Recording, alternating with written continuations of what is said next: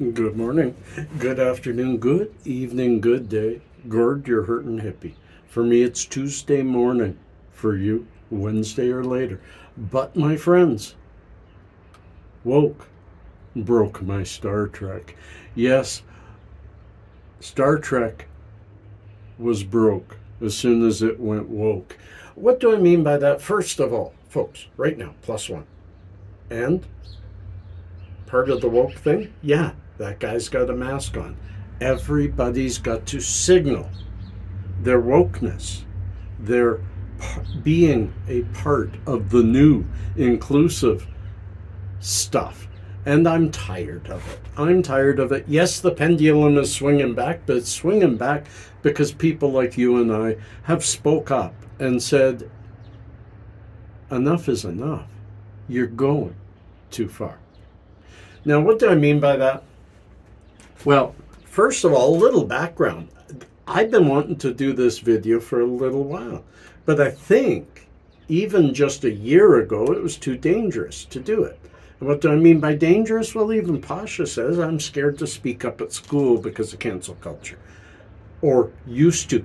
But the world is changing. These things are starting to end. We are able to speak up. We are able to say some of the things we want to say. And we're finally able to call bullshit on some of the stuff that people just say because they want to say it. Friends, this is totally off the cuff. Use the sayings correctly. I'm probably not using woke, go broke either very well. But many companies have realized that their endeavor into pleasing those few, and I mean few, but very loud. It's a loud minority, it's not a majority, of people who insist on wokeness. Pandering to them has cost an awful lot of companies an awful lot of money, and we're starting to see the end of that happening.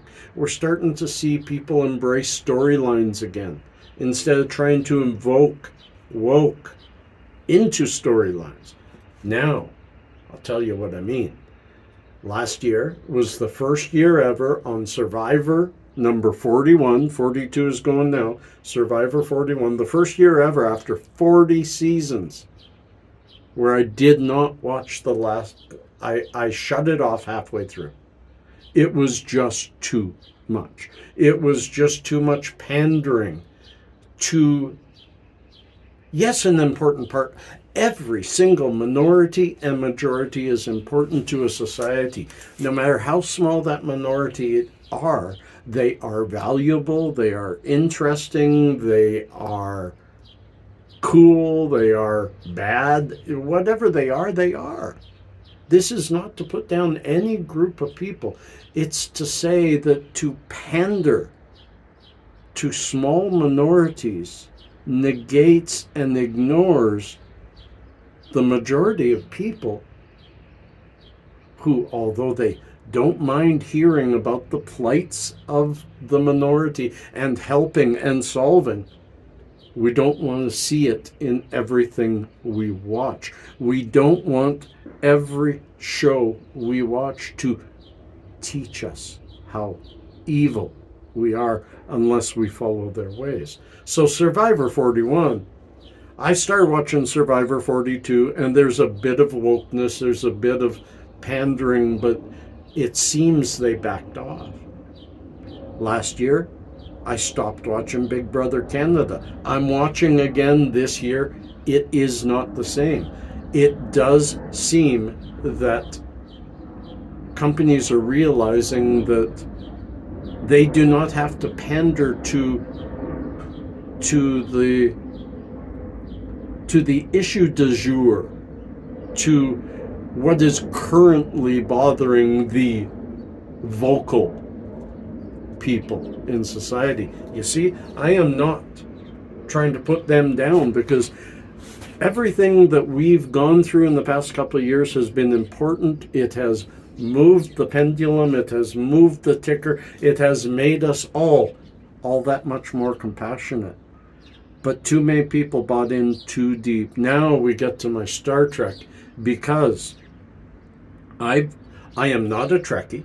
My son Gordy is a Trekkie.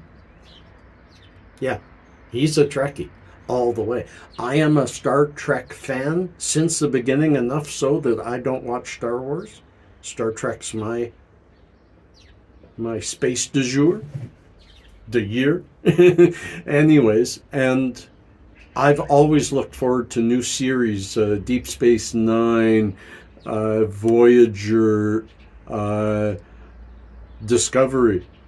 I looked forward to Discovery, in the first year or two were not too bad, but you could see the pandering sneaking into it, and by season 3 it was just too much. It was, they honestly, supposedly they're 800 or 1,000 years into the future, and they're still talking about personal pronouns of a person who is of a different species, who is non-binary and goes by they, them. They had an entire piece of one of the shows last year near the end where two people had a conversation about them, a person, about them, and used they and them probably 15, 20 times in a very small conversation. It was obvious pandering. And it really bothered me. And then this year, Discovery is even more woke, with them putting Stacey Abrams as president of Earth. My goodness, the wokeness, the pandering to political people, the pandering to the issue du jour, the pandering to the small vocal minorities in my TV show, and it forced me to shut it off. I had enough. Discovery will not be a series I see to the end, because they created the end by continuing down this weird, steep decline of the wokeness of companies. Companies are realizing that the majority of people that they sell to, and this is serious, and none of this is facts, because I don't believe in facts. These are my interpretation of facts that I've seen out there, and it can be argued, and it's okay if your facts are different from mine. But the majority of people are neither right nor left. They're centrist. They fall right or left depending on the issue, not depending on their relationship to a party. Same with the wokeness.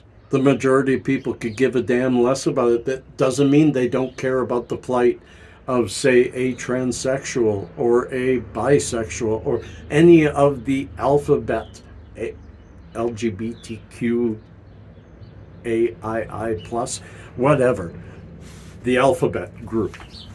No matter what part they're on, the majority of people care about them, but they don't want to see it in every aspect. Every news show, every sitcom, every variety show, every reality show, absolutely every one of them has to pander to the dismay of the show. We watch shows. What's forgotten here is we watch shows to escape from the society about us. We watch TV, movies, and comedies, which could be either TV or movies. We watch the boob tube because we want to escape. We want a half hour or an hour where we're just not thinking about even really important issues or the issues that are shoved down our throat. We want some quiet. And we're not getting it lately. And I've had so many friends of mine that say, there's nothing to watch anymore because everything I turn on, I'm being taught a lesson rather than entertained. And we're tired of being entertained. Everything, you can't trust anything, even the slap of Will Smith on Chris Rock, I don't trust. I think it was set up. I think it was set up to help three different people, Chris Rock, his wife, and Will Smith. It's all a bunch of play and fakeness. And I don't put that in my reality shows, and don't put it in my fantasy shows either. Let me escape when I want to escape. And if I want to research this, if there is trouble, I would stand beside you and help you fight that trouble. If there is prejudice or racism out there, I would help you fight it. But it's time we get back to living instead of being told how to live.